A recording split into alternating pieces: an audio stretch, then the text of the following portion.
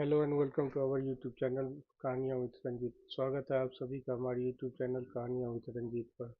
दोस्तों, हम सभी को जिज्ञासा रहती है कि मौत के बाद क्या होता है और आत्मा के साथ क्या किया जाता है।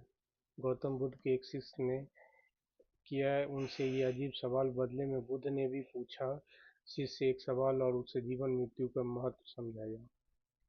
जीवन और जीवन से जुड़े विषयों पर गौतम बुद्ध का नजरिया बहुत सटीक और एकदम समझ में आने वाला ही रहा है। उन्होंने कभी किसी विषय को बहुत उलझा कर नहीं समझाया और अपने शिष्य को सारी जिज्ञासाएं वे साधारण से उदाहरण से ही हल कर दिया करते थे। एक बार बुद्ध से उनके एक शिष्य ने पूछा, भगवान, जब आपने आज तक यह नहीं बताया कि मृत्यु के बाद क्या होता है। उसकी बात सुनकर बुद्ध मुस्कुराए। फिर उन्होंने उनसे पूछा, पहले मेरी एक बात का जवाब दो। अगर कोई कहीं जा रहा हो और अचानक कहीं से आकर उसके शरीर में एक जहर भरा तीर लग जाए तो उसे क्या करना चाहिए?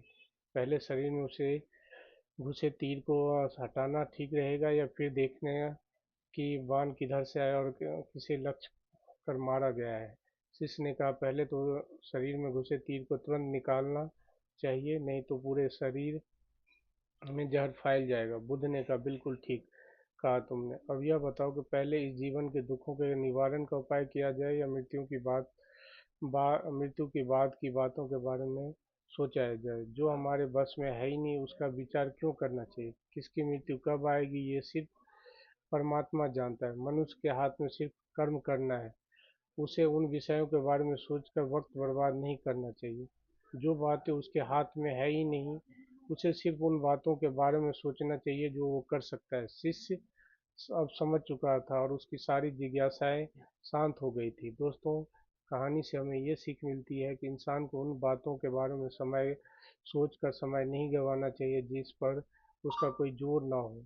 हमेशा उन बातों के बारे में ही विचार करें जो आपकी परेशानियों को कम कर सके, समाज को जिससे फायदा हो या किसी इंसान की मदद हो। थैंक यू दोस्तों। लाइक, सब्सक्राइब एंड शेयर करना ना भूलें।